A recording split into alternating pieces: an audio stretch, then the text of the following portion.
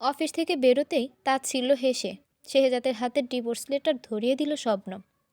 দীর্ঘ 5 বছরের দাম্পত্য জীবনের সকল সম্পর্কের বিচ্ছেদ এক মুহূর্তে ঘটিয়ে বয়ফ্রেন্ডের হাত ধরে চলে গেল। হতভম্ব নয়নে শবনমের যাওয়ার পানে তাকিয়ে রইল শেহজাদ। ব্যাপারটা ঠিক কি বুঝে উঠতে পারল না সে। যতক্ষণ দেখা গেল ততক্ষণ অনিমেষ নেত্রে তাকিয়েই রইল। ওরা মিলিয়ে যেতেই ছলছল নয়নে হাতের মধ্যে থাকা ডিভোর্স লেটারের দিকে তাকালো শেহজাদ। আকস্মিক এমন কিছুর জন্য প্রস্তুত ছিল না সে। আকস্মিক এমন কিছুর জন্য প্রস্তুত ছিল না সে। একটা দীর্ঘশ্বাস ফেলে দুর্বল পায়ে রওনা দিল বাসার পথে। বাসায় ফিরে রুমের লাইট অন করতেই বুকটা খা খা করে উঠল। আকস্মিক ক্লান্ত শরীরটা অসাড় হয়ে এলো। কেমন দম বন্ধ করে একটা মুহূর্ত তৈরি হলো। সংসারটা তাদের দুজনেরই ছিল। শবনম বাড়তি মানুষ পছন্দ করে না বিধায় তাকে নিয়ে শহরে আলাদা বাসা ভাড়া করে থাকতো শেহজাদ। কত মায়া, কত মমতা আর কত স্মৃতি এই ছোট্ট সংসারকে ঘিরে। সব কিছুতেই শবনমের ছোঁয়া লেগে আছে। সব কিছুই শবনমের পছন্দের। আর সেই সব কিছুর মায়াকে উপেক্ষা করে তাকে একা করে চলে গেল শবনম। অবশ্য শবনমের দোষ দিয়ে কোনো লাভ নেই। দোষটা তো কেবল তারই। কি আছে তার? কিছুই নেই। না আছে রূপ, আর না আছে কোনো গুণ, আর না টাকা পয়সা ধন সম্পত্তি, কিছুই না। অজপাড়া গায়ের খুব সাধারণ এক পরিবারের সন্তান সে। আর তার মতো অকেজো অপদার্থ একটা মানুষের সাথে দীর্ঘ 5 বছর ছিল স্বপ্ন। এটাই তো অনেক বেশি। এর চেয়ে আর কি আশা করা যায়? বুকের বাঁ পাশটায় হঠাৎ চিনচিন করে ব্যথা করে উঠল। বুক চেপে ধরে শুয়ে পড়ল শেহজাদ। বাবা মায়ের পছন্দে নিজের আপন ফুফাতো বোন শবনমকে বিয়ে করে সে। 5 বছরের দাম্পত্য জীবনে এত এত সুখের মাঝেও সুখ থেকেও যেন ছিল না তাদের মধ্যে, শুধু একটা শূন্যতায়। সব জায়গা দিয়ে শবনমকে সুখী করতে পারলেও কেবলমাত্র একটা জায়গা দিয়ে অপূর্ণ রেখেছিল শেহজাদ। তাই পূর্ণতার খুঁজে পা বাড়ালো পরপুরুষের হাত ধরে। যদিও পূর্ব থেকেই সবটাই টের পেয়েছিল শেহজাদ, তবে শবনমের মনের বিরুদ্ধে কিছু করার সাহস হয়ে ওঠেনি তার। সকালে ঘুম থেকে উঠে সর্বপ্রথম সহনব পুরো সংসার কেমন ফাঁকা ফাঁকা আর নিস্তব্ধতায় ঘেরা। দম বন্ধ হয়ে আসছে তার। দ্রুত রেডি হয়ে অফিসে চলে গেল। এরপরই পুরো একটা সপ্তাহ শবনমবিহীন বিষাদময় পার হলো শেহজাদের। বাসায় ঢুকতেই শবনমকে মনে পড়ে। যাই দেখে শবনমের স্মৃতি মনে পড়ে। অনেক মায়া রেখে গেছে শবনম। শবনমের শূন্যতায় অসুস্থ হয়ে ডিপ্রেশনে চলে গেল শেহজাদ। সিদ্ধান্ত নিল দ্রুত এই বাসা ছেড়ে বাবা মায়ের কাছে ফিরে যাবে। এই বাসার বেলকনি থেকে শুরু করে আনাচে কানাচে সহ প্রতিটি জায়গায় শবনমের ছোঁয়া। তাই অনুভব করে অসুস্থ হয়ে যাচ্ছিল শেহজাদ। পরশু বাসা ছাড়া সিদ্ধান্ত জানিয়ে নোটিশ করলো বাড়িওয়ালাকে। বলে দিল সে বাবা মায়ের কাছে ফিরে যাবে। তখন রাত বাজে প্রায় 12:30। কিছুতেই ঘুম আসছিল না শেহজাদের। ছটফট করছিল বিছানায় শুয়ে। তার বাহুডোর এখন শূন্য। এই তো সপ্তাহখানিক পূর্বেও তার নিঃসঙ্গতায় তার বাহুডোর আঁকড়ে পড়ে থাকতো মেয়েটা। তার বাহুডোরে মাথা গুজে কত কান্না করছিল তার ঠিক নেই। কিন্তু এখন শূন্য বাহুডোর। শবনম নেই। চলে গেছে তার বাহুডোর ফাঁকা করে। শবনমের শূন্যতায় অস্থির অস্থির লাগছে শেহজাদের। কেমন দম বন্ধকর একটা পরিস্থিতি সৃষ্টি হলো। নিস্তব্ধতা যেন গলা চেপে ধরল। দ্রুত বিছানা ছেড়ে উঠে দাঁড়ালো। ব্যালকনিতে গিয়ে একটা সিগারেট ধরালো। কশ্চিন কালেও সিগারেটে মুখ তুলেনি শেহজাদ। শবনম একদমই পছন্দ করতো না। কিন্তু এখন এই ধুমায়িত শলকা তার নিত্যদিনের সঙ্গী। বর্ষাকাল বিধায় হঠাৎ ঝুম বৃষ্টি নামল। মুষলধারে সমানে বৃষ্টি হচ্ছে। হুট করে মনে পড়ল শবনমের কথা। বৃষ্টি খুব পছন্দ করে শবনম। দিনে কিংবা রাতে যখনই বৃষ্টি হতো না কেন, শবনম তাকে ছুঁয়ে তাকে নিয়ে ছাদে চলে যেত আর বৃষ্টি বিলাস করত। আজ বড্ড ফাঁকা ফাঁকা লাগছে। শবনম নেই। থাকলে এতক্ষণে তাকে টেনে নিয়ে যেত ছাদে আর বলতো, শেহজাদ আসো, ছাদে গিয়ে দুজনে বৃষ্টি বিলাস করি। তাচ্ছিল্য হাসল শেহজাদ। নারী বড়ই মায়াবী, আবার নারী বড়ই ছলনাময়ী। সিগারেটে আরেকটা লম্বা টান দিয়ে আকাশের দিকে ধোঁয়া উড়িয়ে দিল।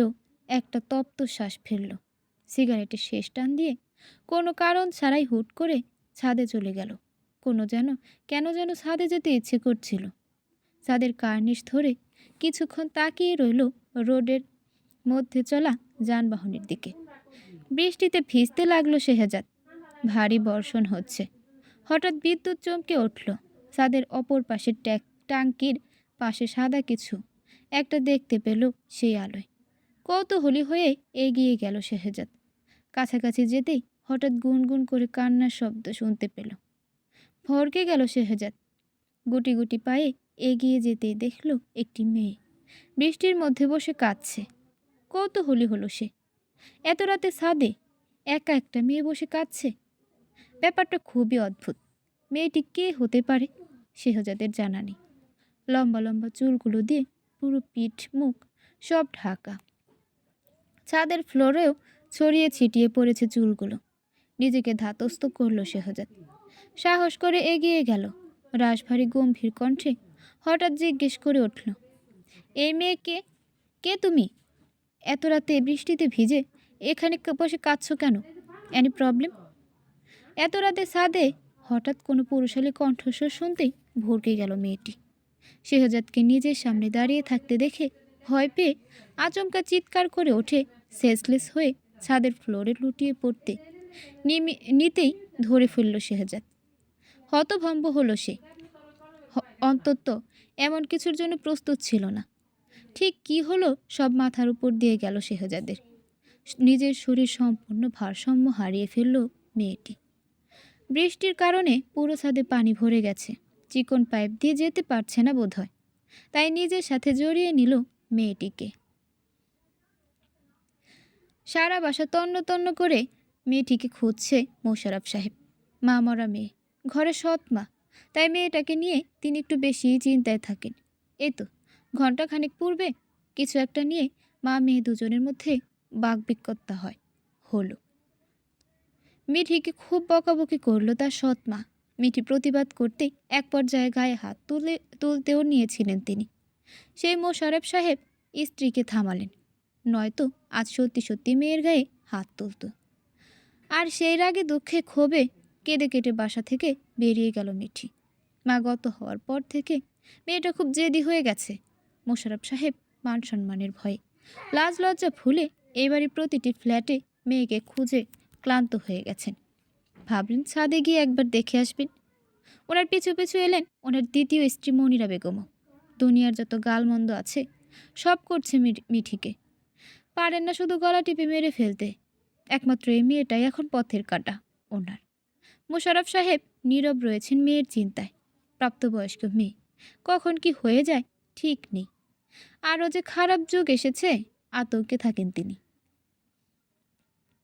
মিঠিকে একা ছেড়ে চলে যেতে পারল না শেহজাদ। বিবেকে বাধছিল। এই বৃষ্টির মধ্যে কিভাবে রেখে যাবে? কোনো বিবেকবান মানুষের দ্বারা এটা সম্ভব নয়। তাই সাহস করে মিঠিকে পাজা খুলে তুলে যেই না ছাদ থেকে সিঁড়িতে এক পা ফেলবে, আকস্মিক মুখোমুখি হলো মোশাররফ সাহেব এবং মনিরা খাতুনের। হকচকিয়ে উঠল শেহজাদ, তবে স্থির রইল। শেহজাদের কোলে মিঠিকে দেখতেই আচমকা চিৎকার চেঁচামেচি করে উঠলেন মনিরা খাতুন, যেন তিনি এমন কিছুর জন্যই প্রস্তুত ছিলেন, কিংবা প্রস্তুতি নিয়েই এসেছেন। ভদ্রমহিলার হঠাৎ এমন রিয়াক্টে ঘাবড়ে গেল শেহজাদ। এই ছেলে, আমার মেয়ে তোমার কোলে কেন? ও আপনাদের মেয়ে? মোশাররফ সাহেব বললেন, হ্যাঁ, ও আমার মেয়ে মিঠি। আমাকে দেখে হঠাৎ সেন্সলেস হয়ে পড়েছে আঙ্কেল, ভয় পেয়েছে বোধহয়। মনিরা খাতুন বললেন, এই ছেলে, মিথ্যা কথা কেন বলছো? সত্যি করে বলো, তুমি আমার মেয়ের সাথে কি করেছো? শেহজাদ শান্ত গলায় বলল, কিছু করিনি আন্টি। আমাকে দেখতেই ভয় পেয়ে সেন্সলেস হয়ে পড়েছে, এর বেশি কিছুই না। মিথ্যে কথা, বিশ্বাস করি না আমি। নিশ্চয়ই তুমি আমার মেয়ের সাথে খারাপ কিছু করেছো, নয়তো আমার মেয়ে সেন্সলেস হবে কেন? এই সব কী বলছেন আন্টি? বুঝতে পারছো না কি বলছি? কি করেছো সেটা বলো, নয়তো পুলিশে দেব তোমাকে। তুমি চেনো আমি কে? সে আপনি যেই হন না কেন, আমি সত্যি কথাই বলছি আন্টি। এই ছেলে, থ্রেট দিচ্ছ? বিরক্ত হলেন মোশাররফ সাহেব। শেহজাদকে তিনি চিনেন। মাস তিনেক হলো তারা এই বাসায় ভাড়া উঠেছে। চুপ করো মুনিরা, মেয়েটাকে পেয়েছি এটাই অনেক। শেহজাদ, তুমি মিঠিকে বাসায় নিয়ে চলো। মনিরার কথায় কান দিও না। বাসায় নিয়ে যাবে মানে? আপনার মেয়ে এত রাতে ছাদে এসে এই ছেলেটার সাথে এতক্ষণ ফষ্টি নষ্টি করেছে। এই মেয়েকে তো আমি বাসায় এক পাও তুলব না। জিদ চাপল মোশাররফ সাহেবের মাথায়। ঠাস করে জীবনে এই প্রথম একটা থাপ্পড় বসালেন স্ত্রীর গালে। হতভম্ব হয়ে গেলেন মনিরা খাতুন।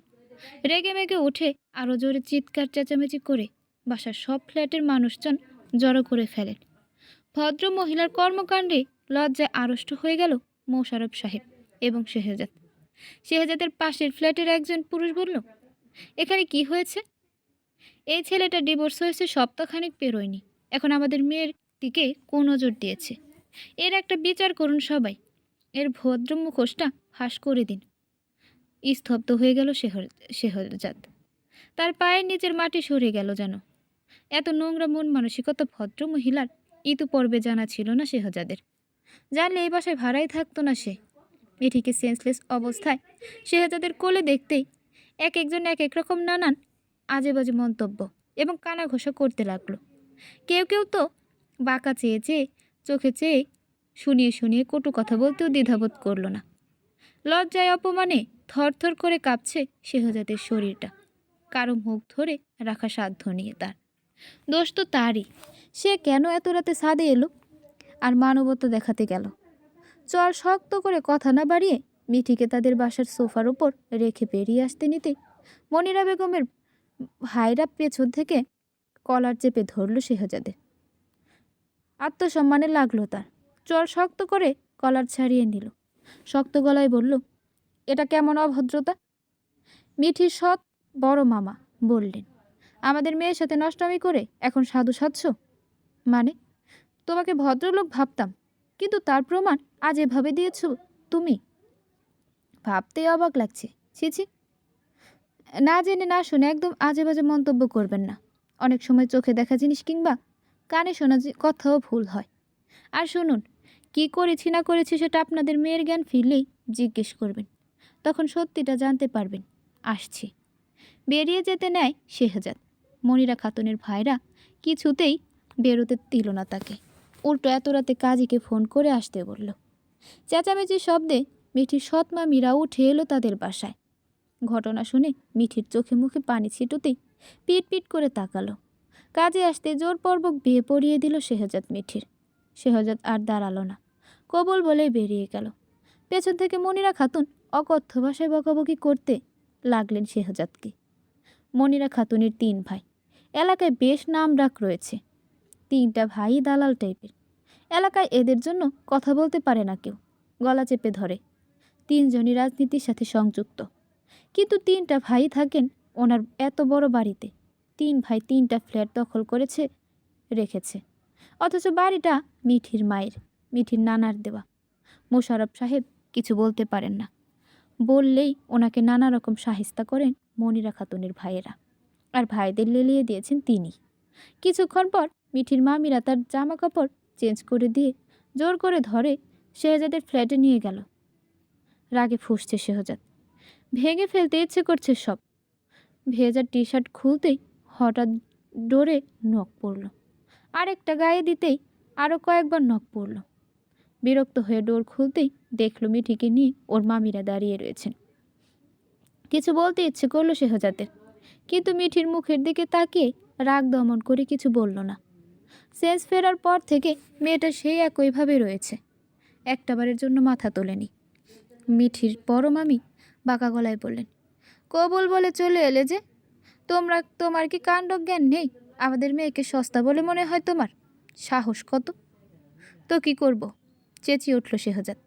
এই ছেলে, একদম চুপ, চেঁচাবে না, উঁচু গলায় কথা বলবে না। ফষ্টি নষ্টি করার সময় মনে ছিল না কার মেয়ের দিকে হাত বাড়িয়েছ? ভদ্রভাবে কথা বলুন।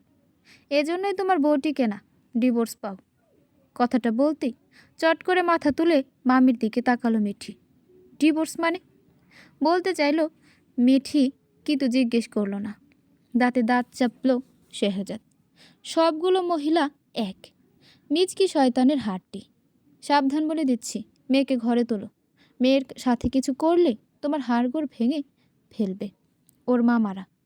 মিঠিকে ঘরের মধ্যে নিয়ে ঢুকলেন ওর মামিরা। শেহজাদ দাঁড়িয়ে রইল। মিঠিকে বুঝিয়ে শুনিয়ে চলে গেল ওর মামিরা। মনিরা খাতুন ভীষণ খুশি হলেন। একে তো সংসার থেকে তাড়াতে পারলেন, দ্বিতীয়ত ডিভোর্সি মধ্যবিত্ত টাইপ একটা ছেলের কাছে বিয়ে দিলেন। মেয়ের অহংকার একদম চূর্ণ বিচূর্ণ করে দিলেন। আর কখনো বড় মুখ করতে পারবে না, এই জন্য মূলত চিৎকার চেঁচামেচি করে নাটক করলেন। আর ওনাকে থাপ্পড় খাওয়ানোর প্রতিশোধও নিলেন। শেহজাদের বেডের ওপর বসে রইল মিঠি, পরনে নতুন জামা কাপড়। ভেজা ড্রেসগুলো চেঞ্জ করছে বোধহয়। এবার তাকিয়ে চোখ সরিয়ে নিল শেহজাদ। মাস 3 ধরে শবনমকে নিয়ে মিঠিদের বাড়িতে ভাড়া থাকে সে, কিন্তু মিঠিকে এই প্রথম দেখেছে সে। মেয়েটা হোস্টেলে থেকে পড়াশোনা করে শেহজাদ যতটুকু কোনো একভাবে জানতে পেরেছে, মিঠি তাকে এখনও লক্ষ্য করেনি বোধ হয়। তাকে দেখলে মিঠিরই রিয়াক্ট কেমন হবে সেটাই ভাবছে শেহজাদ। নিজের জন্য চিন্তা না করে মিঠির জন্য চিন্তা করতে লাগলো। পরীর মতো কি সুন্দর একটা মেয়ে, নামের মতোই মেয়েটা দেখতে খুবই মিষ্টি আর গুলুমুলু। লম্বায় 5 ফুট 2-3 ইঞ্চি হবে মেবি। শেহজাদের মনে হচ্ছে মিঠির নামটা সার্থক, মিষ্টি মেয়ে মিঠি। অথচ অনাকাঙ্ক্ষিত একটা দুর্ঘটনায় তার জীবনের সাথে জুড়ে গেল নিরপরাধ নিষ্পাপ মিষ্টি মেয়েটা। মিঠির সামনে এসে দাঁড়ালো শেহজাদ। মেয়েটা এখনও তার দিকে তাকানো না, শকড হয়ে আছে বোধ হয়। একটাবারও তাকায়নি তার বিয়ে কার সাথে হচ্ছে ইত্যাদি। সে যে নিজের দিকে তাকিয়ে রয়েছে, এখনও তাকিয়েই রয়েছে। গলা পরিষ্কার করে নিল শেহজাদ। সরি। প্রতিক্রিয়া দেখা গেল না মিঠির মধ্যে। বুঝতে পারিনি এমন কিছু হবে। তুমি চাইলে আমাকে ডিভোর্স দিতে পারো। কথাটা শুনতেই চোখ তুলে তাকালো মিঠি। পূর্ব থেকে শেহজাদ তাকিয়ে রইল। শেহজাদ দেখতেই চমকে ওঠে, কয়েক হাত পিছিয়ে গেল মিঠি। আপনার সাথে বিয়ে হয়েছে আমার? কম্পিত গলায় জিজ্ঞেস করলো মিঠি। স্বাভাবিক রইল শেহজাদ, জানতো এমনটাই হবে। তপ্তশ্বাস ফেলে বলল, হ্যাঁ। অবিশ্বাস্য নয়নে তাকিয়ে রইল মিঠি। মানুষটা লম্বায় কত হবে? 5 ফুট 9-10 ইঞ্চির মতো হবে মেবি, কিন্তু কুচকুচে কালো। মুক্তোর মতো সাদা দাঁতগুলো দেখা যায় সবার আগে। স্বাস্থ্য বলতে ইয়াবুড়ি ভুঁড়িও বের হয়েছে একটা। অনুমানিক কত হবে স্বাস্থ্য? হয়তো 80-85 কেজি। মিঠির বিশ্বাস হচ্ছে না এরকম কুচকুচে কালো একটা মানুষের সাথে তার বিয়ে দিয়েছে তার মামারা এবং সৎমা। রিয়্যাক্ট করতে ভুলে গেল মিঠি। Up divorced? মাথা নোয়ালো শেহজাদ। হ্যাঁ। অস্বীকার করার মতো তো কিছু নেই, সে ডিভোর্স। এই মুহূর্তে মিঠির নিজেকে পাগল পাগল লাগছে। আচমকা নিজের চুলগুলো খামছে ধরে চিৎকার করে উঠল। ঘাবড়ে গেল শেহজাদ। দাঁত মুখ খিচে পাশের সেন্টার টেবিল থেকে একটা ফুলদানি ছুঁড়ে মারল শেহজাদের দিকে। সাথে সাথেই কপাল কেটে গড় গড় করে রক্ত বেরোতে লাগলো। এমন কিছুর জন্য প্রস্তুত ছিল না শেহজাদ। একটার পর একটা বিপদ আপদ, অপমান অপদস্থ আর অসম্মান তার পিছু লেগেই আছে। এখানে তার দোষ কি? সে কালো, মোটা, স্বাস্থ্যবান, পেটে ভুঁড়িও বের হয়েছে, ডিভোর্সি, আর প্রাক্তন স্ত্রীকে স্মরণ করে এই রাতের বেলা বাড়িওয়ালার ছাদে বৃষ্টি বিলাস করতে গিয়েছিল। এগুলো তারই দোষ।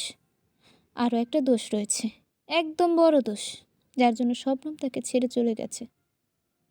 হঠাৎ শেহজাদের মোবাইলটা নিয়ে সেটাও ছুঁড়ে মারল গায়ে। রণচণ্ডী রূপ ধারণ করেছে মিঠি। পূর্ব থেকে মিঠি ভীষণ রাগী, তেজি আর বদমেজাজি। আজ যেন সব নিংড়ে দিচ্ছে শেহজাদকে। আচমকা দৌড়ে এসে টি শার্টের কলার চেপে ধরল। পোতার এক চিটার, আমার সাথে চিট করতে বুক কাঁপলো না একটু? সুন্দরী মেয়ে দেখলে বিয়ে করতে ইচ্ছে করে? আমি চিট করিনি, তোমার মামিরাই জোর করে এই বিয়েটা দিয়েছে। আর আমি ডিভোর্সড, সেটাও তোমার বাবা মা থেকে শুরু করে এই এলাকার সবাই জানে, হয়তো তুমি ছাড়া। জানবে কিভাবে? মিঠি থাকে হোস্টেলে, আর সে শেহজাদের খবর রাখে নাকি? শেহজাদ হচ্ছে তাদের বাসার ভাড়াটিয়া। ভাড়াটিয়ার খবর রাখা এখনও তার দায়িত্বের মধ্যে পড়ে না। সেটার জন্য সেটার জন্য তার বাবা মা আর মামা মামি রয়েছে। কলার ছাড়িয়ে নিল শেহজাদ। রক্তে সরাসরি ভেসে যাচ্ছে। মায়া হলো না মিঠির। মন চাইছে লোকটাকে মেরে ফেলতে। মিঠি ডোর খুলে বেরিয়ে যেতে নেয়। পেছু থেকে হাত ধরে ফেলল শেহজাদ। রাগের মাথায় মিঠিকে একা ছাড়া মানে বিপদ। তাছাড়া মিঠি এখন রাগের বর্ষবর্তী হয়ে সুইসাইডও করে ফেলতে পারে। আরেকটা কথা, মিঠি তাদের বাসায় গেলে আরও ঝামেলা বাঁধবে। ভুলক্রমে কোনো একটা ডিসিশন নিল, পুলিশ কেসে তাকে ফাঁসাতে হবে। আর মিঠির সৎ মামারা খুব ডেঞ্জারাস প্রকৃতির লোক। এদের পাল্লায় পড়া মানে স্ব ইচ্ছায় নিজের জীবনকে বলি দেওয়া। মিঠিকে টান দিয়ে নিজের কাছে নিয়ে এলো। কোমল গলায় বলল, শান্ত হও মিঠি, মাথা ঠান্ডা করো, একটু বুঝতে চেষ্টা করো প্লিজ। যাও, সব দোষ আমার। আপনারা সবাই আমার সাথে চিট করলেন। আমি মানুষটা কালো, কিন্তু ইচ্ছে করে তো কালো হয়ে জন্ম নিইনি। আর ডিভোর্সি কেউ ইচ্ছে করে হয় না। পৃথিবীতে এত মেয়ে থাকতে আপনি কেন আমাকে বিয়ে করলেন? এটা জাস্ট একটা অ্যাক্সিডেন্ট, আর ভাগ্যে এমনটাই লেখা ছিল। তাই বলে আপনার মতো কালো খ্যাত মার্কা ডিভোর্সি বয়স্ক ভরিওয়ালা একটা লোকের সাথে? মানুষ হিসেবে কি আমি খুব খারাপ? খারাপ না হলে ডিভোর্স হলো কেন? সব ভাগ্য। তুমি চাইলে ডিভোর্স নিতে পারো, আমার কোনো কিছুতেই বাধা নেই। তাহলে আপনার মধ্যে আর আমার মধ্যে পার্থক্য কোথায়? তাহলে থেকে যাও, থাকবো না আপনার সাথে। আমার আসল সত্যি জানলে এমনিতেও তুমি ডিভোর্স নেবে। তাই আজ হোক কাল হোক ডিভোর্স তো হবেই, শিওর। আমি প্রস্তুত। গুরুত্ব দিল না মিঠি। হাত ছাড়ুন, নয়তো আপনাকে মেরে ফেলবো। মিঠি, এখন পাগলামো করো না প্লিজ। সকাল হোক, মাথা ঠান্ডা করো। আর সব কিছুর জন্য সরি। আমি কিছুতেই আপনার সাথে থাকবো না। একটা এবার করা একটা ধমক দিল মিঠিকে। চুপসে গেল মিঠি। রাগে ফুঁসতে লাগলো। কপাল চেপে ধরে মিঠির বাহু শক্ত করে চেপে ধরে বেডরুমে গেল। ঘুমাও, একটা কথাও না। কি হাল করেছো আমার, একবার দেখেছো? তুমি কি সত্যিই মানুষ? ডাউট হচ্ছে। সারা মুখ রক্তে ভেসে গেল শেহজাদের। কটন আর লিকুইড স্যাভলন দিয়ে জায়গাটা দ্রুত পরিষ্কার করে নিল। একটা ওয়ান টাইম ব্যান্ডেজ লাগিয়ে নিল। চুপচাপ শুয়ে পড়ল। আমি ড্রয়িং রুমে যাচ্ছি, চিন্তার কিছু নেই। রাত 2:30টার বেশি। মাথা ঘুরছে শেহজাদের। একে তো মিঠির অ্যাটাক করা, দ্বিতীয়ত টেনশন, এবং তৃতীয়ত বৃষ্টিতে ভেজার দরুন তার মাথা ব্যথা করছে। ড্রয়িং রুমে এসে সোফায় শুয়ে পড়ল। তার বাসায় একটা মাত্র বেড। দুজনের টোনাটুনির সংসার তো, তাই বাড়তি বেডের প্রয়োজন ছিল না। আর তার বাবা মাও গ্রাম থেকে শহরে আসে না। শবনম এইসব পছন্দ করে না, তাই ডাবল বেডের প্রয়োজন ছিল না কখনো। মিঠি ওভাবেই শুয়ে রইল। বসা অবস্থায় কখন মিঠির চোখ লেগে এলো জানে না। ফজরের আজানে শব্দ কানে আসতেই ঘুম গেল মিঠির। হঠাৎ পাশের রুম থেকে ঘোঙ্গানির শব্দ শুনতে পেল। ভয় পেল মিঠি। আধো আলোয় গুটি গুটি পায়ে এগিয়ে যেতে দেখল সোফায় শুয়ে গঙ্গাচ্ছে শেহজাদ। এগিয়ে গেল মিঠি। শীতে কাঁপছে মানুষটা। কপাল বেয়ে এখনো টুপটুপ করে রক্ত বেরোচ্ছে। ইস, কি জঘন্য অবস্থা। শেহজাদের শুকনো মলিন মুখটার দিকে তাকিয়ে রইল। আধো আলোয় মানুষটা কালো, কিন্তু মুখটা মায়াবী, মায়ায় মায়ায় ভরা। দেখতে মন্দ না। মিঠির মায়া হলো কেন জানি। কাপা কাপা হাতটা শেহজাদের কপালে রাখতেই চমকে উঠল। ইস, জ্বরে গা পুড়ে যাচ্ছে। আহারে, সব তার জন্য হয়েছে। মিঠি বেডরুম থেকে একটা কাঁথা নিয়ে শেহজাদের শরীরে জড়িয়ে দিল। তবুও শেহজাদ কাঁপছে। খুব সাংঘাতিক জ্বর উঠেছে। শেহজাদের মুখের দিকে তাকিয়ে রইল মিঠি। চোখ তুলে একবার সারা ঘরে চোখ বোলালো। মিঠি যতটুকু বুঝতে পারল, শেহজাদের প্রাক্তন স্ত্রী তাকে ডিভোর্স দিয়ে চলে গেছে। আর মানুষটা এই পুরো বাসায় একা থাকে। আনমনা হলো মিঠি। হঠাৎ মনে পড়ল তার বাবার কথা। তার বাবা মায়ের ডিভোর্স হয়নি। তার বয়স যখন 7-10 বছর, তখন তার মা মারা যায়। এরপর থেকে তার মায়ের শূন্যতায় তার বাবার চোখে মুখে তার মাকে হারানোর যে কষ্ট মিঠি দেখত, এখন সেই কষ্ট কেন জানি শেহজাদের চোখে দেখতে পাচ্ছে। শেহজাদ কালো, তার মা ছিল শ্যামলা গড়নের, আর তার বাবা কিন্তু সুন্দর। মিঠি বাবার মতো হয়েছে। তার বাবার গায়ের রং পেয়েছে। কেন যেন শেহজাদের মধ্যে গায়ের রং দিয়ে তার মায়ের প্রতিচ্ছবি, আর একাকিত্ব দিয়ে তার বাবার প্রতিচ্ছবি দেখতে পেল মিঠি। কেন যেন মিঠির মনে হচ্ছে তার বাবা মা দুজন এই মানুষটার মধ্যে এক হয়ে কষ্ট পাচ্ছে। এই নিস্তব্ধতা রাতে শেহজাদকে দেখতে দেখতেই হুট করে বাবা মায়ের কথা মনে পড়ে গেল মিঠির। খুব মিস করছে বাবা মাকে। শেহজাদের কপাল থেকে রক্ত গড়িয়ে পড়ছে। কাঁপা কাঁপা তর্জনী ওয়ান টাইম ব্যান্ডেজের উপর স্পর্শ করলো। মানুষটা কেঁপে উঠল। ইস, নিশ্চয়ই খুব বেশি আঘাত পেয়েছে, ব্যথা করছে। অনুতপ্ত হলো মিঠি। তার থেকে বয়সে বড় মানুষটার সাথে এমনটা করা ঠিক হয়নি তার। জ্বরের ঘোরে প্রলাপ বকতে লাগলো শেহজাদ। জ্বর তার তেমন একটা হয় না, যদি হয় তাহলে মারাত্মক আকার ধারণ করে। জ্বরের ঘোরে কি কি করে ফেলে শেহজাদ নিজেও বুঝে উঠতে পারে না। তার জ্বরটা খুবই অদ্ভুত রে।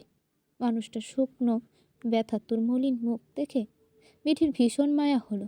হঠাৎ ওয়াশরুম থেকে এক মগ পানি নিয়ে এলো। শেহজাদের টাওয়ালের এক অংশ ভিজিয়ে পানি নিংড়ে আনাড়ি হাতে জলপট্টি দিতে লাগলো কপালে, এবং বাকি অংশটুকু ভিজিয়ে হাতে মুখের গলার রক্ত মুছে দিল। সব মুছে দিয়ে আবারও কপালে জলপট্টি দিতে লাগলো। মাথায় জলপট্টি দিয়ে শেহজাদের পাশে বসলো। তাকিয়ে রইল মুখের দিকে। শেহজাদ আরও কাঁপছে। মিঠি কি করবে ভেবে পেল না। বেডের উপর পাতলা এই কাঁথাটাই পেয়েছে, তাই নিয়ে এসেছে। হঠাৎ শুনতে পেল শেহজাদ বিড়বিড়িয়ে কিছু বলছে। কান এগিয়ে নিল মিঠি, বোঝার চেষ্টা করল। আচমকা চোখ মেলে তাকালো শেহজাদ। চোখে চোখ পড়তেই ঘাবড়ে গেল মিঠি। মানুষটার চোখগুলো টকটকে লাল, নেশা করলে যেমন হয় তেমনই। ভীষণ ভয় পেয়ে সরে আসতে নিতেই আচমকা শেহজাদ মিঠির হাত ধরে টেনে তার সাথে জড়িয়ে নিল। ছাড়ানোর চেষ্টা করলো মিঠি, কিন্তু শেহজাদ ছাড়ল না। কাতর গলায় শেহজাদ বলতে লাগলো, শবনম, তুমি আমাকে ছেড়ে কেন চলে গেলে বলো? বলো কেন চলে গেলে? I love you Shabnam, I miss you. তোমাকে ভুলতে পারছি না আমি, খুব কষ্ট হয় আমার। ফিরে এসো শবনম, আমাকে রেখে আর কোথাও যেও না প্লিজ। সমানে এইসব বলতে লাগলো। মিঠি বুঝতে পারল জ্বরের ঘরে শেহজাদ তাকে নিজের প্রাক্তন স্ত্রী ভাবছে। নিজেকে ছাড়ানোর চেষ্টা করে মিঠি বলল, আমি মিঠি, ছাড়ুন বলছি। শেহজাদ ছাড়ল না। আষ্টে পিষ্টে জড়িয়ে ধৈর্য মুখেতে লাগলো। শ্বাস আটকে রইল মিঠি। জীবনে প্রথম কোনো পুরুষের গভীর ছোঁয়া পেয়ে টুপ করে দু ফোঁটা অশ্রু গড়িয়ে পড়ল। কেন মিথ্যা বলছো শবনম? আমি জানি তুমি আমাকে ভালোবাসো, তাই আবারও ফিরে এসেছো। I miss you Shabnam, I miss you. Mithi বোঝাতেই পারল না যে সে শবনম নয়। আচমকা ছোঁয়া থেকে উঠে দাঁড়ালো শেহজাদ। মিঠিকে কিছু বলতে না দিয়ে পাজা কোলে তুলে বেডরুমের দিকে হাঁটা ধরল। বেডে শুইয়ে দিল মিঠিকে। মিঠি বুঝতে পারল না সচেতন অবস্থায় থাকলেও মানুষটা অসচেতন। মিঠিকে কিছু বলতে দিল না শেহজাদ। শবনম মনে করে মিঠির সাথে জড়িয়ে গেল এক পবিত্র গভীর সম্পর্কে। বাধা দিতে গিয়েও মিঠি কিছু করতে পারল না। পুরুষালী শক্তির কাছে তার শক্তি নগণ্য। বৃথা হার মেনে নিল। নিজের ভাগ্যের উপর অভিমান হলো। পরিহাস করলো, কটাক্ষ করলো, নিজেকে নিজের দোষ দিয়ে জর্জরিত করতে লাগলো। শেহজাদের সব মেনে নিল দু চোখ বুঝে। সব কিছু সহ্য করতে পারলেও এমন একটা মুহূর্ত শেহজাদের মুখ থেকে বারবার শবনম ডাকটা সহ্য হলো না মিঠি। শেহজাদ তাকে মিঠি ভেবে নয়, বরং শবনম ভেবে উষ্ণ আলিঙ্গনে জড়িয়েছে। কার্য শেষে ক্লান্ত হয়ে মিঠিকে বাহু ধরে আঁকড়ে ধরে ঘুমিয়ে পড়ল শেহজাদ। শরীরের ব্যথা এবং মানুষটার শরীর থেকে আসা মাত্রাতিরিক্ত তাপে চোখ বুঝতে পারল না মিঠি। সারা রাত চোখের জলে বন্যা বইয়ে দিল। ফোপানো শব্দে এবং খালি বুকে গরম তেল টাইপের কিছু টের পেতেই ঘুম হালকা হয়ে এলো শেহজাদের। নিভু নিভু চোখে তাকাতেই দেখল তার বুকে কেউ শুয়ে আছে। মূলত তার বাহু ডোরে আঁকড়ে ধরে রেখেছে সে। এক হাত দিয়ে চোখ কচলে নিল। মুখ খুলতেই মিঠির অশ্রুসিক্ত মুখখানি দেখতেই আচমকা আতকে উঠল শেহজাদ। তড়াক করে বুকটা কেঁপে উঠল।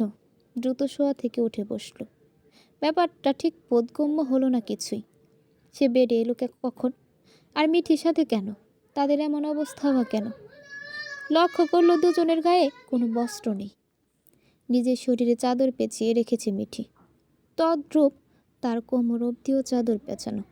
রুমের দিকে দৃষ্টি বোলাতেই দেখল তার আর মিঠির জামা কাপড় পরে আছে ফ্লোরে। বুঝতে বাকি রইল না যে কঠিন সর্বনাশ হয়ে গিয়েছে, মারাত্মক ভুল করে ফেলেছে। ঘামতে লাগলো শেহজাদ। হঠাৎ তার জ্বর কোথাও উধাও হয়ে গেল। কি জবাব দেবে এখন মিঠিকে? আর মিঠি তাকে কি ভাববে? বলবে পৃথিবীর সকল পুরুষ এক, নারীর দেহলোভী। তার দ্বারা এত বড় ভুল কি করে হলো শেহজাদ বুঝতে পারছে না। রাতের কিছুই মনে পড়ছে না তার। গোলুমোলু সুন্দর মিষ্টি মুখে মেয়েটা কেঁদে কেটে বন্যা বানিয়ে ফেলেছে। ফর্সা গালজোড়া এবং নাকটা টকটকে লাল হয়ে রয়েছে। সুন্দর চোখজোড়া ফুলের ঢোল। অনুশোচনায় শেহজাদের অস্থির লাগছে। ক্রমাগত থরথর করে সারা শরীর কাঁপছে। কি জবাব দেবে মেয়েটাকে? কম্পিত গলায় ডাকল, মিঠি। বাহুতে হাত রাখতেই ঝাড়ি দিয়ে ফেলে দিল। মিঠির রাগ হওয়াটা তো স্বাভাবিক। নিজেকে ধাতস্থ করলো শেহজাদ। শক্ত করে বাহু ধরে নিজের দিকে ফেরালো। মিঠি, আমাদের মধ্যে কিছু হয়েছে? কিছু বলল না মিঠি। ক্ষীণা মিশ্রিত চাহনি নিক্ষেপ করল। তার মতে ভনিতা করছে মানুষটা, কিন্তু শেহজাদের বিশ্বাস হয়েও যেন হচ্ছে না। যেন কোনো স্বপ্ন কিংবা ঘোরে রয়েছে। শিওর হলেও শেহজাদের বিশ্বাসই হচ্ছে না কিছু। শেহজাদের মন বলছে মিঠি শুধু একবার বলুক কিছু হয়নি, স্বপ্ন বিভ্রম, সব মিথ্যা, সব স্বপ্ন। কিন্তু রেসপন্স করলো না। কোমল হলো Shehzad. I am very sorry Mithi, বুঝতে পারিনি এমন কিছু হবে। আমার খুব খারাপ লাগছে। কথা দিয়েও কথার খেয়ানত করে ফেললাম। আমি সত্যিই খুব খারাপ কাজ করে ফেলেছি, অন্যায় করে ফেলেছি। আমার দ্বারা এত বড় ভুল কীভাবে হলো আমি সত্যিই বুঝতে পারছি না। তোমার মতো কনফিউজড আমিও। আমি ক্ষমার অযোগ্য। হয় পানিশমেন্ট দাও, আর না হয় ক্ষমা করে দাও এই পাপী বান্দাটাকে। দাঁত মুখ চেপে নিজেকে ছাড়িয়ে আচমকা শেহজাদের ঘাড়ে, গলায়, বুকে, কানে যেখানে পারলো খামছে ছিলে ফেলল। চামড়া ছিলে রক্ত বেরোতে লাগলো। ব্যথাতুর মুখে অসহায় নেত্রে মিঠির দিকে তাকিয়ে রইল শেহজাদ, কিন্তু কোনো রিয়াক্ট করলো না। এতে যদিও মেয়েটার রাগ কমে একটু, আর তার নিজের প্রতি নিজেরই জেদ হচ্ছে। ইচ্ছে করছে নিজেই নিজের মাথা মুন্ডু ফাটিয়ে ফেলতে। এত বড় ভুল তার দ্বারা কিভাবে হলো? শুয়ে পড়ল মিঠি। শাওয়ার নিতে গেল শেহজাদ। শরীরে পানি পড়তে সারা শরীর জ্বলে উঠল। দাঁত মুখ খিচে সহ্য করে নিল। দ্রুত শাওয়ার নিয়ে বেরিয়ে এলো। টেনশনে তার শরীর থেকে জ্বর পালিয়ে গেল, যদিও এখনও শরীর গরম রয়েছে। মিঠি কাছে এলো, কোমল গলায় বলল, মিঠি উঠে ফ্রেশ হয়ে নাও, অনেক বেলা হয়ে গেছে। শরীরে হাত দিতেই বুঝতে পারল মিঠির জ্বর এসেছে। ধক করে উঠল শেহজাদের বুকটা। মাত্র এক রাতে এত সুন্দর মিষ্টি একটা মেয়েকে অসুস্থ বানিয়ে ফেলল সে। কি উত্তর দেবে মেয়েটার বাবা মায়ের কাছে? সারা রুম অগোছালো হয়ে রয়েছে। কিছুক্ষণ পর হয়তো মিঠির মামিরা এসে জড়ো হবে। নানান আজে বাজে কটু মন্তব্য ছাড়তে কার্পণ্য করবে না ভদ্র মহিলারা। অধিকার বোধ থেকেই শেহজাদ মিঠিকে পাজা কোলে তুলে ওয়াশরুমে নিয়ে গেল। যা হওয়ার হয়ে গেছে। অবৈধ কিছু তো হয়নি। এক ঘরে স্বামী স্ত্রী থাকলে এসব হবে, যদিও তাদের সম্পর্কটা এখনো স্বাভাবিক হয়নি। হবেও বা কিনা সেটাও সন্দেহ, কিন্তু কিছু করার নেই। ওয়াশরুমে দাঁড় করালো মিঠিকে। মাথায় হাত বুলিয়ে চোখের জল মুছিয়ে দিয়ে মলিন গলায় খুব আস্তে করে বলল, sorry Mithi, very sorry. Shower নাও। জেদ চেপে দাঁড়িয়ে রইল মিঠি। আমি সাহায্য করব? তুমি মাথা ঘুরে পড়ে যেতে পারো।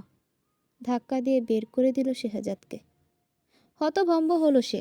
ডোর আটকে শাওয়ার নিতে লাগলো মিঠি। শেহজাদ চিন্তা করতে লাগলো মেয়েটা সাংঘাতিক জেদ। রাগের বশবর্তী হয়ে না জানি কি করে ফেলে।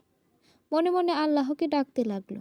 বিছানার দিকে চোখ পড়তে দ্রুত দৃষ্টি সরিয়ে নিল।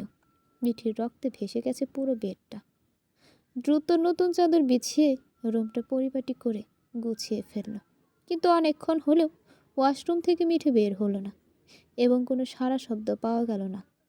অস্থির হলো শেহজাদ।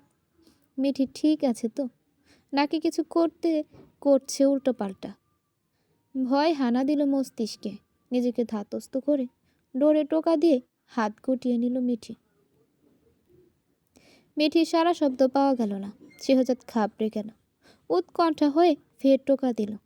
কোনো রেসপন্স নেই। শেহজাদের বুকটা ধড়পড় করতে লাগলো। মিঠি ঠিক আছে তো? ওয়াশরুমে ব্লেড রেজার সব আছে। মেয়েটা সুইসাইড করে বসেনি তো? কাঁপতে লাগলো শেহজাদ। শেহজাদকে অবাক করে দিয়ে কিছুক্ষণ পর ঠাস করে ঢোর খুলল মিঠি। বুক থেকে হাঁটু অব্দি টাওয়ার পেঁচিয়ে দাঁড়িয়ে আছে। তাকিয়ে দেখল কি সুন্দর পুতুলের মতো মেয়েটা দেখতে। পিঠ অব্দি ছড়ানো কালো রেশমের মতো ভেজা চুলগুলো, ফর্সা গাল, নাক টুকটুকে লাল হয়ে রয়েছে। ঠিক সাজিয়ে রাখা ডামি পুতুলের মতো মেয়েটা। ফকফকে ফর্সা হাঁটুগুলো আবেদনময়ী দেখাচ্ছে। ফর্সা ভেজা পা চকচক করছে হীরের মতো। পায়ের নখে কি মেহেদি দিয়েছে নাকি নীল পলিশ হবে হয়তো কিছু একটা। চোখ নামিয়ে ফেলল শেহজাদ। এত সুন্দর, অসম্ভব সুন্দরী, রূপসী, অপূর্ব নজর কাড়া চোখ ঝলসানো রূপবতী মেয়েটাকে কি করে ফেলল সে? আমতা আমতা করে বলল, ভয় পাচ্ছিলাম তুমি ঠিক আছো কিনা। চোখ মুখ শক্ত রাখলো মিঠি। হাত ধরে রুমে নিয়ে এলো। একটা শাড়ি বের করে মিঠির সামনে ধরল। আপাতত এটা পরে নাও। শবনমের তাই না? শক্ত গলায় বলল মিঠি। চমকে উঠল শেহজাদ। শবনমের নাম তো মিঠির জানার কথা না। আসলেই ওর নাম কিভাবে জানি, তাই না? কনফিউজ চোখে তাকিয়ে রইল শেহজাদ। মিঠি না, শবনম মনে করে রাতে রেপ করলেন আমাকে। আপনি রেপ করেছেন আমাকে, শুনতে পেরেছেন?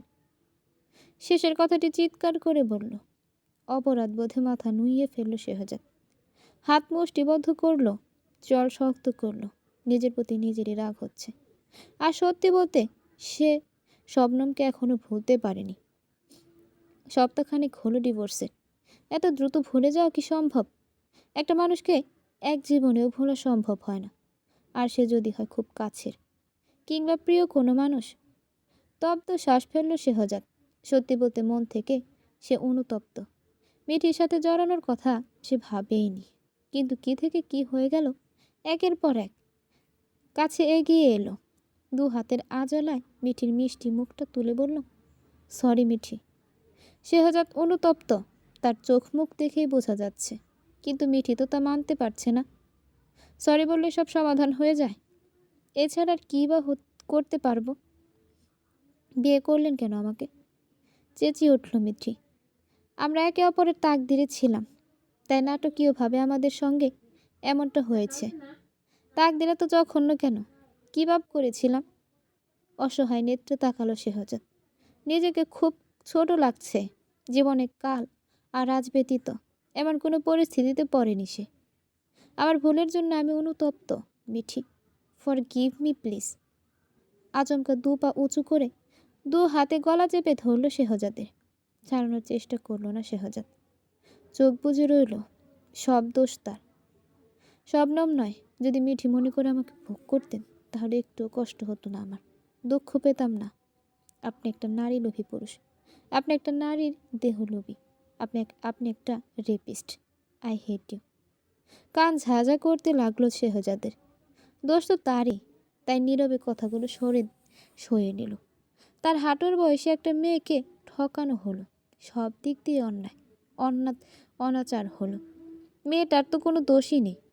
তার ভুলের জন্য ফুলের মতো পবিত্র সুন্দর মেয়েটা কষ্ট পাচ্ছে। তোমার শরীর ভালো নয় মিঠি, শাড়িটা পরে নাও।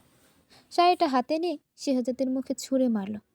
আপনার মতো সেকেন্ড হ্যান্ড জিনিসের দ্বারা ব্যবহৃত হয়েছি, তাই বলে এই নয় যে সেকেন্ড হ্যান্ড জিনিস গায়ে জড়াবো। এটুকু আত্মসম্মানবোধ হলেও আছে আমার। ইনসাল্ট ফিল করলো শেহজাদ। মেয়েটার মারাত্মক অহংকার, সেই সাথে রাগ, জেদ, তেজ, ক্ষোভ সব তো রয়েছেই। এটা শবনমের নয়, সেদিন মায়ের জন্য কিনেছিলাম। আপাতত পরে নিতে। আমি তোমার জন্য ড্রেস কিনে আনবো। আব্বুকে ফোন করে বলুন আমার ড্রেস পাঠিয়ে দিতে। ওই বাড়ির কোনো প্রয়োজন নেই। তোমাকে ড্রেস কিনে দেওয়ার সামর্থ্য আমার আছে। এক রাত না যেতে অধিকার দেখাচ্ছেন? মানো আর না মানো, তুমি এখন আমার স্ত্রী এবং দায়িত্ব কর্তব্য সবই। স্ত্রী, দায়িত্ব কর্তব্য, তাতে দাঁত পিষে ধাক্কা দিল শেহজাদকে। ভারী শরীরটায় ব্যালেন্স রাখতে পারল না শেহজাদ। বেডের কোণার সাথে পড়ে আবারও ব্যথা পেল কপালে আঘাতপ্রাপ্ত স্থানে। স্ত্রী মাই ফুট, দায়িত্ব মাই ফুট। রক্ত বেরোতে লাগলো কপাল বেয়ে। কপাল চেপে ধরল শেহজাদ। আসার পর থেকে একের পর এক মেয়েটা তাকে অত্যাচার করেই চলেছে, যাকে বলে পুরুষ নির্যাতন। ভাগ্যিস দেশে পুরুষ নির্যাতন আইন নেই, নয়তো শেহজাদ একটা কেস ফাইল করলে মিঠির এখন জেলে থাকা লাগতো। তপ্ত শ্বাস ফেলল শেহজাদ। শবনম আর মিঠি আকাশ পাতাল তফাৎ। শবনম এমন ছিল না, মিঠির বিপরীত ছিল। খুবই শান্তশিষ্ট। একটা কারণে শবনম তাকে ছেড়ে চলে গিয়েছে। দ্রুত কপালে ব্যান্ডেজ করে বাসা থেকে বেরিয়ে গেল শেহজাদ। হাঁটার বয়সী ছোট মেয়েকে বিয়ে করার ফল এখন হাড়ে হাড়ে টের পাচ্ছে। বেডরুমের চতুর্দিকে দৃষ্টি ভোলাতেই দেখল বাধাই করা একটা কাপল ফটো ফ্রেম ওয়ালে টানানো। সেখানে শেহজাদের সাথে হাস্যোজ্জ্বল মুখে এক তরুণী। মিঠি বুঝতে পারল এই মহিলাটি শবনম হবে। আচমকা টান দিয়ে ফ্লোরে ছুঁড়ে মারল ফটো ফ্রেমটি। আরও কয়টা ফটো ফ্রেম পেল ড্রেসিং টেবিলের উপর, সেগুলো ফ্লোরে ছুঁড়ে মারল। তাতে দাঁত চেপে বলল, তোকে শুধু একবার পাই, তারপর তোর সবগুলো চুল তুলে ফেলবো। তুই যদি এই লোকটাকে ডিভোর্স না দিতি, তাহলে আজ এমন কিছুই হতো না। আমাকেও রেপ হওয়া লাগতো না। সব তোর দোষ। তোকে আমি ছাড়বো না। বাসা থেকে বেরিয়ে সিঁড়ি দিয়ে নামার সময় বাসার বেশ কয়েকজন লোক অদ্ভুতভাবে তাকিয়ে রইল তার দিকে। বিব্রত করলেও শেহজাদ স্থির রইল। রাতে যে নাটকীয় একটা অবস্থা হয়েছিল, মানুষের এইভাবে তাকানোটা অবাঞ্ছকর নয়। দ্রুত একটা রিক্সা নিয়ে চলে গেল শপিং মলে।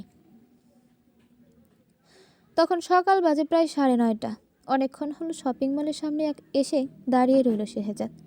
আর আধা ঘন্টা পর সব খুলবে, অর্থাৎ 10টায় অথবা 10:30টাও বাজতে পারে। বারবার হাত ঘড়িতে সময় দেখতে লাগলো।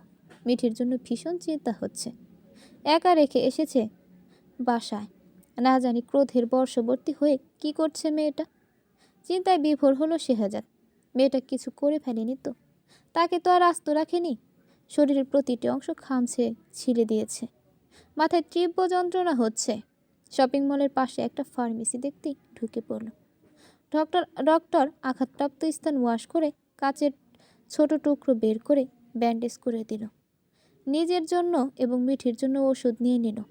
ততক্ষণে শপিং মল খুলতেই দ্রুত 5টি 3 পিস কিনে নিল। মিঠি বাসায় কী পরে সেটা শেহজাদ জানে না, তবে শবনম শাড়ি আর মাঝে মধ্যে 3 পিস পরত। মিঠি তো শাড়ি পরতে জানে না, আর পারবেও না, তাই মিঠির জন্য 3 পিস নিয়ে নিল। দ্রুত বাসায় ফিরতেই দেখল মিঠি সবগুলো ফটো ফ্রেম ভেঙে দাঁড়িয়ে রয়েছে। আতঙ্কিত হলো শেহজাদ। মিঠির কিছু হয়নি তো? কেমন রুদ্র মূর্তির রূপ ধারণ করে রয়েছে। গায়ে এখনও সেই টাওয়াল পরে আছে। চোখ নামিয়ে ফেলল শেহজাদ। মেয়েটা মারাত্মক সুন্দরী, বেশিক্ষণ তাকিয়ে থাকা যায় না, চোখ ঝলসে যায়। ব্যাগগুলো নিয়ে মিঠির কাছে যেতে অসতর্কতাবশত পায়ের মধ্যে কাঁচ ঢুকে গেল শেহজাদের। ব্যথায় আর্তনাদ করে উঠল। পায়ের ভেতর থেকে কাঁচটা টেনে বের করে নিল। 24 ঘন্টা না যেতেই মেয়েটা তাকে শেষ করে দিল। শুধু বুকের মধ্যে ছুরি ঢোকানোটাই বাকি রয়েছে। কোনো প্রতিক্রিয়া দেখা গেল না মিঠির মধ্যে, তবে সাংঘাতিক রেগে আছে সেটা বোঝাই যাচ্ছে। ব্যথাতুর মুখে জিজ্ঞেস করল, মিঠি তুমি ঠিক আছো? প্রত্যুত্তর করার কোনো প্রয়োজন মনে করল না মিঠি। মিঠির দিকে শপিং ব্যাগগুলো হাত বাড়িয়ে দিল শেহজাদ। তোমার জন্য ড্রেস নিয়ে এসেছি, নাও পরো। হাতে নিল মিঠি। চেক করে দেখল 3 পিস নিয়ে এসেছে। আমি 3 পিস পরি না, শক্ত গলায় বলল। এখন পরে নাও প্লিজ, যা যা লাগে বিকেলে নিয়ে আসবো। পরবই না কিছু, ছুরি মারল শেহজাদের মুখে। হতাশ হলো শেহজাদ। তো কি পরবে সেটা বলো, নিয়ে আসছি। শর্ট ফ্রক কিংবা স্কার্ট। ব্যাগগুলো কুড়িয়ে নিয়ে খোঁড়াতে খোঁড়াতে বেরিয়ে নেয় শেহজাদ। মিঠির চোখ পড়ল, কী ভেবে বলে উঠল, এই শুনুন। পিছু ঘুরে তাকালো শেহজাদ। আর কিছু লাগবে? চেঞ্জ করা লাগবে না, আপাতত পড়ি। না থাক, এতে তুমি বোধহয় কমফোর্ট ফিল করবে না। চেঞ্জ করে নিয়ে আসি। বললাম না প্রয়োজন নেই, শুনতে পার না কথা? ধমকে উঠল মিঠি। এগিয়ে এসে ব্যাগগুলো টেনে নিল। একটা ড্রেস নিয়ে ওয়াশরুমে চলে গেল। বেডের উপর বসলো শেহজাদ। পা থেকে রক্ত ঝরছে। গজ দিয়ে ব্যান্ডেজ করে নিল। মেয়েটা পুরাই অচল করে দিল তাকে। ড্রেস পরে এলো মিঠি। না চাইতো এক পলক তাকালো শেহজাদ। ল্যাভেন্ডার কালারের পাকিস্তানি ড্রেসটা মারাত্মক সুন্দর লাগছে। চোখ নামিয়ে ফেললো, আবারও তাকালো। চুলগুলো ঠিক মতো মোছেনি, পানি পড়ছে, জ্বর বেড়ে যেতে পারে। শেহজাদ উঠল, টাওয়াল নিয়ে বলল, চুল মুছনি যে? কিছু বলল না মিঠি। চুলের পানি মুছো, ঠান্ডা লাগবে, জ্বরও বাড়বে। কিছু না বলে শুয়ে পড়ল মিঠি। তার খুব খারাপ লাগছে। হতাশ হয়ে শেহজাদ নিজেই চুলগুলো মুছে দিল। মিঠি বারণ করল না, সরিয়েও দিল না। চোখ বুঝে চুপচাপ রইল। খুঁড়িয়ে খুঁড়িয়ে ফ্লোরের কাজগুলো পরিষ্কার করলো শেহজাদ। তার আর স্বপ্নমের ছবিগুলো ডাস্টবিনে ফেলতে গিয়েও কেমন মায়া হচ্ছিল। তবুও মনের কষ্ট থেকে ফেলে দিল। যে মানুষটা নেই তার স্মৃতি রাখাটাও পাপ। শবনম এখন তার জন্য পরনারী। তার ছবি নিজের সাথে রাখাটাও অশোভনীয়। সব পরিষ্কার করে কিচেনে গেল। আজ বুয়া আসেনি। শেহজাদকে করতে হচ্ছে সব। চিন্তা করলো, অনেক বেলা হয়েছে, মিঠি এখনো কিছু খায়নি। কি খাবে সেটাও জানে না। আসার পথে নাস্তা কিংবা ব্রেড কিনতে ভুলে গেল সে। নিজের ওপর নিজে বিরক্ত হলো শেহজাদ। এছাড়া রুটি পরোটা বানাতে পারে না সে। তাছাড়া শবনম থাকাকালীন তাকে কখনো কিচেনের দোরগোড়ায় পা মারাতে হয়নি। তাই আনাড়ি হাতে নুডলস করে নিল, আর একটা রেডিমেড স্যুপ বানিয়ে মিঠির জন্য কফি করে নিল। সব ট্রেতে করে বিছানায় নিয়ে এলো। কোমল গলায় ডাকলো, মিঠি ওঠো। মিঠির ঘুম আসেনি, চোখ বুজে রয়েছিল। কি হয়েছে? বলেছি রাতে কিছু খেয়েছো না খেয়েছো? এখন হালকা কিছু খেয়ে মেডিসিন নাও, তোমার শরীরে জ্বর এসেছে। খাওয়ার ইচ্ছে নেই, নিয়ে যান। রাগ হলো শেহজাদের। মেয়েটা তাকে ভাবেটা কি? ধমকে উঠল, ওঠো বলছি। ধমক খেয়ে উঠে বসলো মিঠি। নাও, নুডলসটা ট্রাই করে দেখো। এক চামচ নুডলস মুখে দিতে গাল বেঁকে গেল মিঠি। এত ঝাল কেন? ঝালে মিঠির মুখ পুরো লাল হয়ে গেল। পানি এগিয়ে দিয়ে দিল শেহজাদ। আমি ঝাল খেতে পারি না। সরি, আমি তেমন কিছু পারি না, আন্দাজ করে করলাম। আচ্ছা, স্যুপ নাও, নুডলস থাক, মেডিসিন নিতে হবে। এক এক চামচ স্যুপ মুখে তুলে বলল, এটা প্যাকেট স্যুপ? হ্যাঁ, প্যাকেটের স্যুপ আমি খাই না। আপনি আমার জন্য এই স্যুপ কেন নিয়ে এলেন? জানতাম না। বললাম তো আজ বানিয়ে নাও। আমি বাইরের খাবার খাই না, বাসার খাবারে অভ্যস্ত। বলে আরেক চামচ স্যুপে মুখ তুলতে ফের শেহজাদ বলল, আমি রান্না বান্না জানি না, যা পারলাম করলাম। এত বছর তো শবনমই করতো। আচমকা গরম স্যুপ ছুঁড়ে মারল শেহজাদের গায়ে। বুকের মধ্যে গিয়ে ছিটকে পড়ল। আর্তনাদ করে উঠল শেহজাদ। রেগে মেগে শেহজাদ এবার বলেই উঠল, একটা অসভ্য মেয়ে তুমি। তোমার চাইতে শবনম ভালো ছিল। শবনমের নাম শুনতেই এবার গরম কফি ছুঁড়ে মারল গায়ে।